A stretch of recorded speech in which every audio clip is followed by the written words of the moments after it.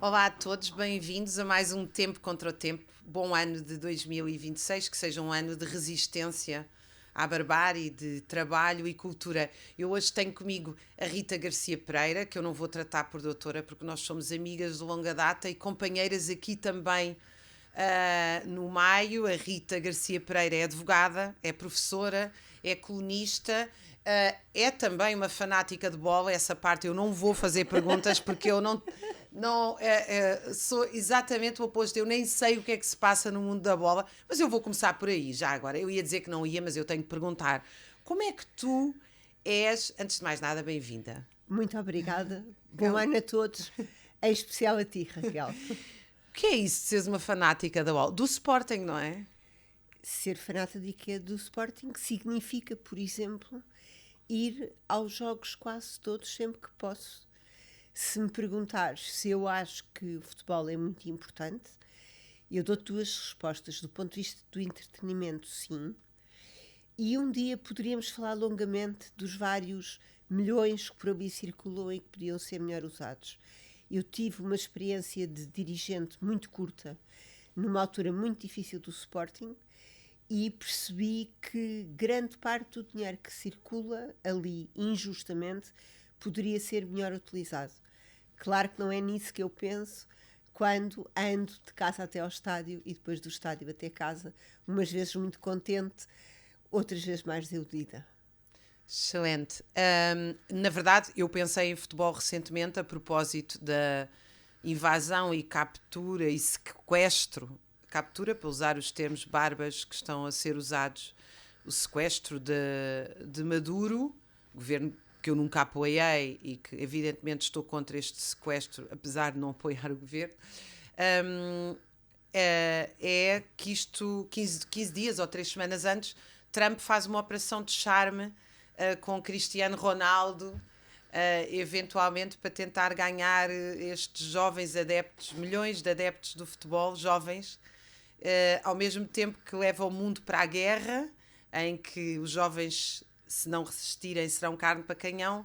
Apresenta esta espécie de. Ou seja, é altamente utilizado como propaganda, não é? O futebol, além de todos os negócios que tu Eu referiste. confesso-te que aí tenho dúvidas de quem utilizou quem. Porquê? Porque eu admiro profundamente Cristiano Ronaldo como futebolista.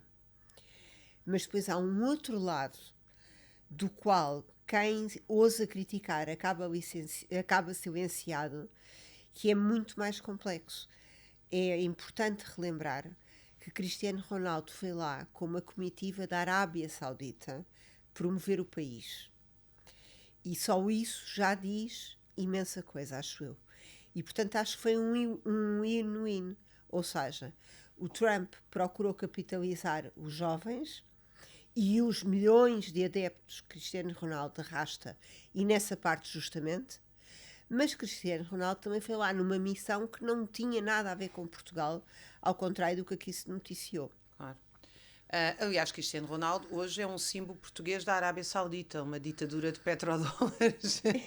Não, Eu acho muita eu graça diria que é mais um símbolo da porque Arábia Saudita, o propriamente dita, futebol mas continua a pronto. ser uma das centros do nacionalismo. Bom, eu disse que não íamos falar de futebol, mas na verdade nós estamos a falar de futebol, estamos a falar de tudo, Estamos a falar de muito estamos mais. a falar de muito mais. Rita, nós é evidente que eu não posso deixar de te perguntar a ti, porque toda a tua carreira de advogada tem sido pautada por uma defesa dos princípios, dos direitos, liberdades e garantias, que é muito mais do que simplesmente o direito constitucional, ou é muito mais simplesmente o que está na lei, é realmente a defesa dos direitos do homem e do cidadão na sua plenitude. Como é que tu olhas para esta, como jurista, como humanista, como é que tu olhas para este sequestro do Maduro, quando há muita gente, não estou só a falar, enfim, do líder fascista do Chega, a dizer vão lá, matem, apanhem, ou vão lá, prendam, não era matem, era prendam, precisa é prender, como é que tu olhas para tanta gente a justificar que, sendo um ditador, pode-se agir assim? Eu tenho uma experiência engraçada porque eu dou introdução ao direito. Deixa-me começar por aqui. E a introdução ao direito passa por eu explicar os direitos aos meus alunos. E achava eu que tinha a tarefa facilitada. Eu dou aulas a pessoas, algumas com bem mais idade que eu, e percebo que não têm a mínima noção dos direitos. Importa também dizer que a nossa Constituição é ótima, mas que os direitos não se esgotam no que estão na Constituição. Há princípios gerais, que foi o que permitiu, por exemplo, o julgamento de Nuremberg, e há, desde logo, a Declaração Universal dos Direitos do Homem. Dito isto, eu não sou de todo simpatizante de Maduro, mas não aceito resgates, nem sequestros destes termos.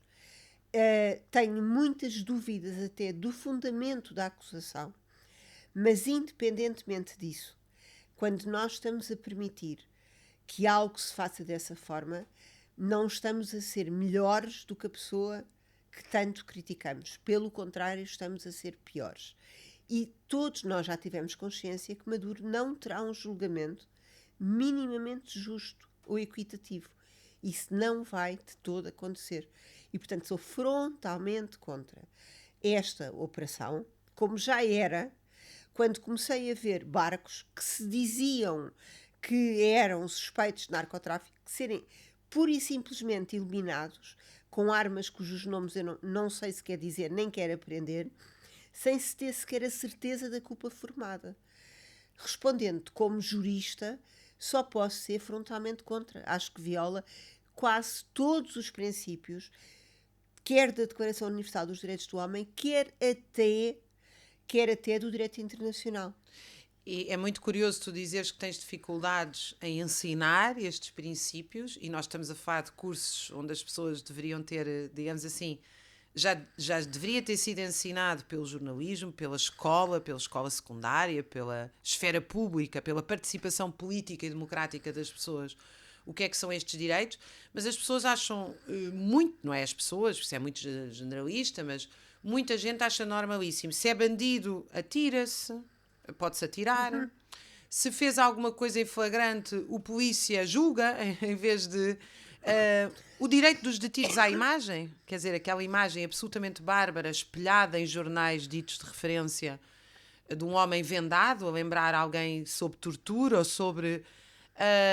tudo isto as pessoas acham que se é opositor, tanta gente pensa, vale tudo.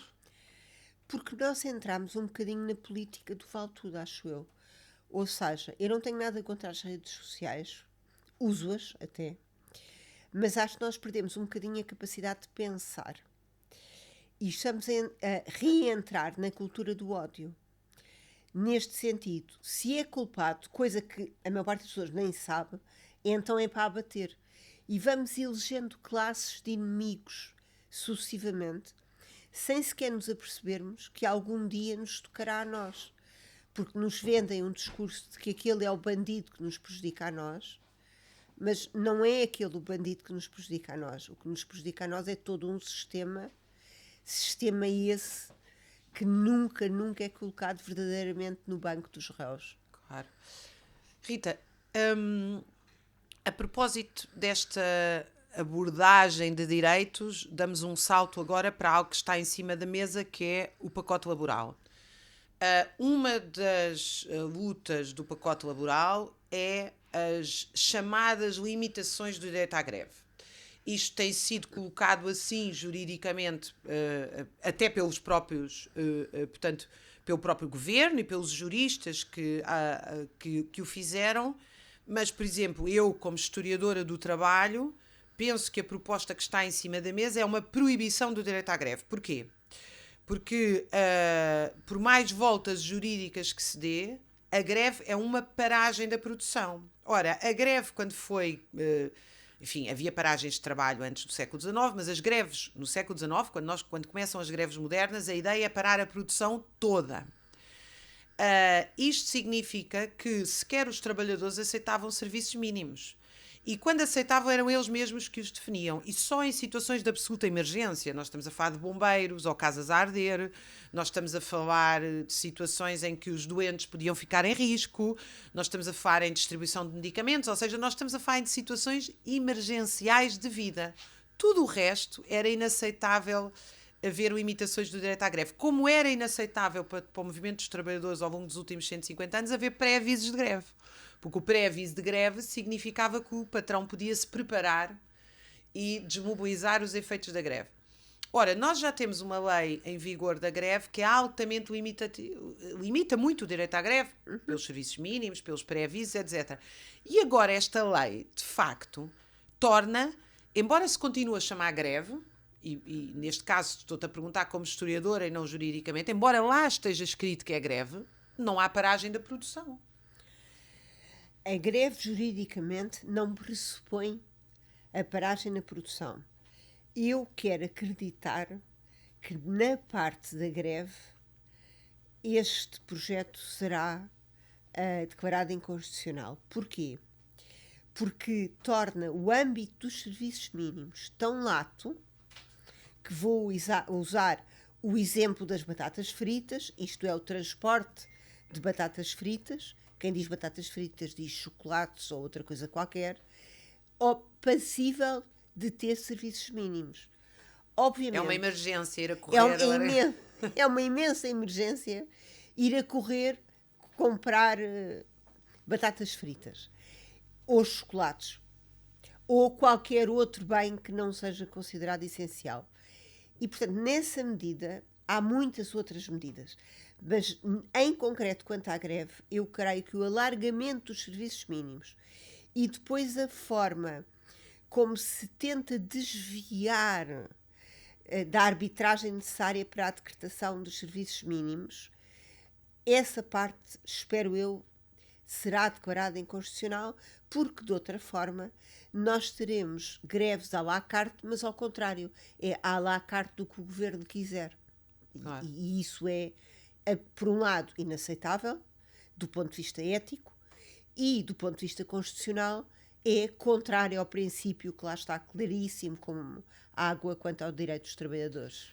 Rita, deixa-me voltar aos princípios e à discussão dos textos jurídicos. Tu já referiste aqui várias vezes a Constituição e também, enfim, muitos setores à esquerda têm feito a defesa da Constituição a sua batalha. É verdade que o Tribunal Constitucional tomou posições contra as medidas bonapartistas da pandemia, tomou posições agora sobre a lei, a inconstitucionalidade da lei da nacionalidade. Também é verdade que o Tribunal Constitucional tomou muitas outras posições que foram contra os trabalhadores e, portanto, podia-se dar imensos exemplos. Aliás, o Tribunal Constitucional legalizou o Chega. Pior que isso, o Tribunal Constitucional mantém o Chega mesmo depois de saber que na Constituição existiram assinaturas falsas. Acho isso mais grave. E agora mesmo, quer dizer, as constantes campanhas racistas, os constantes apelos à suspensão da lei, como agora foi feito, aliás, em relação ao Maduro e a outras, e o Tribunal Constitucional nada faz. Só não me referi a essas porque não houve ainda tempo. Não saberemos. Okay. O Tribunal Constitucional sempre demora um pouquinho. Claro. Mas a pergunta que eu te queria fazer, e quando o Tribunal Constitucional não for este? E quando a Constituição for outra, for dominada, por exemplo, pela direita e pela extrema-direita? Ou seja, a nossa defesa dos princípios não deve ir além da Constituição e das instituições? Deixa-me só dizer-te que a maior parte das pessoas desconhece, o Tribunal Constitucional tem uma componente fortíssima de juristas escolhidos pelos partidos políticos. Ou seja, juízes que não são de carreira. O que significa que, mudando a orientação do Parlamento, mudará parte do Tribunal Constitucional.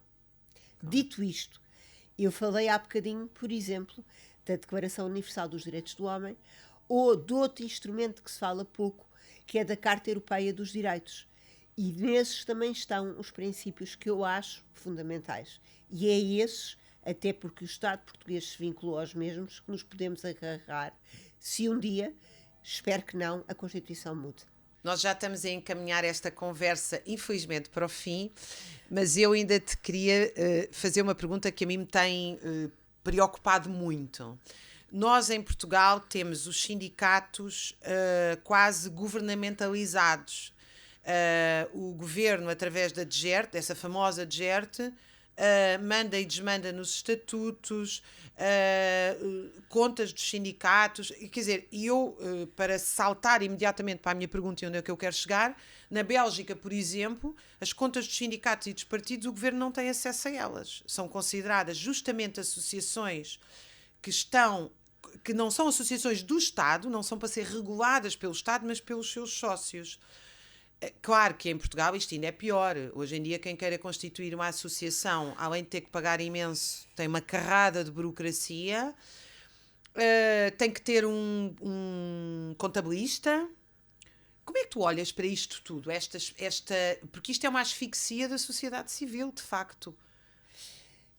Eu acho que as pessoas não têm noção do que é preciso para se constituir uma associação e, em especial, um sindicato.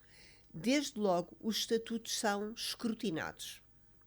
Mas mesmo que sejam escrutinados e passe, isso não impede que, quando o sindicato se tornar muito incómodo, a mesma entidade que depende do Ministério do Trabalho venha a declarar a nulidade, ou melhor dizendo, venha pedir ao Ministério Público que apresente uma ação em tribunal declarando a nulidade do próprio sindicato e a sua dissolução. O que significa que os sindicatos são, curiosamente, muito mais controlados que os partidos políticos. Porque se o sindicato se afastar 1 milímetro do seu objeto, que por seu turno já foi restringido pela própria lei, corre o risco de ter a degerta a invocar a nulidade e de enviar para o Ministério Público. Um partido político afasta-se dos ideais que afirmou ter junto do Tribunal Constitucional e, pelo que temos visto, não acontece nada. E como é que tu vês esta ideia da Bélgica, que na verdade foi conquistada nas greves gerais, mas a Bélgica é um dos berços fundadores do movimento operário, junto com a Inglaterra, claro, mas como é que tu vês estes princípios na Bélgica de que, bom, evidentemente, se há suspeita de crime, o governo, ou o Ministério Público, imagino que seja essa a entidade na Bélgica, tem o direito de investigar, como tem o direito sobre qualquer pessoa que cometa crimes. Claro. Mas, por princípio, não podem de tal maneira que, por exemplo, não existe quem se apresenta às eleições, ou seja, eles têm que dar o nome individual, nem sequer é um nome coletivo, para ter uma ideia da liberdade que existe de constituição de partidos na Bélgica, ou dos sindicatos, têm os seus próprios estatutos, as suas regras, mas isso não passa por nenhum tipo de intervenção do governo ou de nenhum tipo de um ministério. Passa pelos seus associados. São essas pessoas que decidem e que verificam as contas, os objetivos, fiscalizam, têm a sua própria contabilidade, são eles que são fiscalizadores das suas próprias... Esta noção de uma separação entre a sociedade civil e Estado, como é que tu vês isso? Eu acho que era o que deveria existir, mas que não se verifica de todo em Portugal. E há uma diferença incomparável, que agora me passou pela cabeça, entre a mesma degerta que vê as vírgulas todas dos estatutos dos sindicatos, e que é a que está nos despedimentos coletivos, e têm sido muitos, e que a única pergunta que faz num despedimento coletivo de uma empresa que dá lucros é se há grávidas, puérperas ou lactantes, ponto final. E, portanto, há aqui uma dualidade até de comportamento, sempre da mesma entidade, que é um bocadinho assustadora, mas ao mesmo tempo absolutamente reveladora. Rita, tenho uma última pergunta para te fazer. Tu, como advogada, acompanhaste muito e acompanhas muitos sindicatos, muitos processos, muitos trabalhadores ao longo destes anos e viste situações ilegais com lutas serem vitoriosas e situações legais sem lutas serem derrotadas. Como é que tu olhas esta relação entre, digamos assim, a disputa legal por parte das organizações de trabalhadores e a sua disputa política e social? Onde é que tu, com o teu olhar de tantos processos e tantos anos, como é que tu olhas isto? No que concerne aos processos dos trabalhadores individuais, eles ganham-se em tribunal. No que concerne às lutas coletivas, eu acho que elas se podem perder no tribunal, mas não tenho a menor dúvida que elas se ganham é nas ruas a protestar. O Partido Chega, junto com outros partidos, votou uma autorização legislativa para aumentar o horário de trabalho dos camionistas. Isto foi assim? Não, isto foi assim. É absolutamente evidente que foi assim, porque estão lá os partidos que deram a autorização legislativa juntamente com o decreto-lei que estava em anexo. E o que é que acontece? Eu não sei se as pessoas percebem, mas os camionistas têm diversíssimos problemas. Por acaso o tempo de trabalho é só um deles. Um dia poderíamos falar longamente sobre os outros. Aumentaram brutalmente o que é considerado tempo de disponibilidade, isto é, tempo em que a pessoa não é livre de fazer a sua vida, mas que não é considerado tempo de trabalho. O que é que isto significa? Significa que só por essa via, um trabalhador qualquer, por acaso neste caso é um camionista, está adstrito sem estar a fazer nada, mas a ser chamado a qualquer momento e não se considera que seja tempo de trabalho. O que aumenta, em termos práticos, o tempo efetivo de trabalho. E sim, o Chega, a par de outros partidos, aprovaram esse decreto-lei. Com o PS, a IEL e o PSD e o CDS. O que não deixa de ser curioso depois com alguns ataques, o ataque que vai, entre aspas, que se procuram fazer a sindicatos, dizendo-se exatamente o oposto. Claro. Dos partidos que se tem, um dos sindicatos, aliás, que se tem oposto a este aumento do horário de trabalho é o Sindicato dos Motoristas das Matérias Perigosas, e que tornou imediatamente público a sua oposição a esta autorização legislativa aprovada por estes partidos. Nós, no Observatório para as Condições de Vida e Trabalho, recebemos, ao longo destes anos, muitos pedidos de estudos sobre as condições de vida e trabalho em que muitos sindicatos criam o estatuto de desgaste rápido. Frequentemente a nossa resposta, ela é uma resposta coletiva que engloba várias áreas de investigação, incluindo da medicina. A nossa resposta foi sempre: há profissões que têm desgaste rápido, tendo as condições do mundo, as condições mais paradisíacas do mundo para trabalhar, porque se é mineiro, se é mergulhador, se é pessoal de voo, por poucas horas que trabalhe, tem questões ambientais, como as diferenças de pressurização, de pressão, enfim. Bailarinos, é evidente, penso que o desgaste rápido dos bailarinos... Deixa-me por aqui. Sim, até porque grande parte dos futebolistas não ganham milhões, pelo contrário, quanto deles... Nós só conhecemos os que ganham milhões. Há muitos futebolistas numa situação absolutamente precária, sem sequer receberem qualquer salário e sem ter o que comer. Isso muito também obrigada. Tem que ser dito. Muito obrigada por teres recordado aqui. Portanto, os desportistas em geral. E em França, eu penso que o desgaste rápido dos bailarinos é até penso que é a partir dos... considerada a reforma a partir dos 40 anos. 40. Cá penso que foi aos 50 ou qualquer coisa assim, o que é relativamente absurdo, porque um bailarino não consegue ser bailarino até aos 50. Mas a nossa posição sempre foi: nós fazemos estudos sobre condições de trabalho e vida. Se vocês quiserem pedir o desgaste rápido com os estudos, é da vossa responsabilidade. Nós, como investigadores, não subscrevemos na maioria dos casos, porque a razão por que vocês estão arrasados e em desgaste, já agora o desgaste vem da ideia dos próprios materiais e dos próprios, como a resiliência dos eletrodomésticos e o burnout, ou seja, tudo isto são expressões que não vêm da saúde, vêm dos materiais e da mercadoria. Nós explicamos, é evidente que as pessoas chegam aos 45, 50, 55 anos e estão arrasadas, estão na segurança social, estão nos seguros, com salários ou subsídios que não lhes permitem viver, porque estão com problemas musculoesqueléticos, estão arrasadas, estão cansadas, têm outras doenças, mas isso tem a ver com os horários de trabalho, tem a ver com os turnos, com os ritmos, com a intensidade, ou seja, isto porque também o Chega diz que defende o desgaste rápido dos camionistas, como aprovou o desgaste rápido dos bombeiros. A questão é que é evidente que se uma pessoa trabalha 15 horas por dia e trabalha por turnos, vai ter desgaste. Claro. Se for professor, vai ter desgaste. Se for jornalista, vai ter desgaste, porque é incompatível com os ciclos circadianos, com o sono. A minha questão aí é que acabaríamos ao ritmo a que nos querem pôr todos a trabalhar, acabaríamos todos em desgaste rápido aos 40. Não me parece que a solução, exceto para algumas profissões óbvias, seja a classificação como desgaste rápido.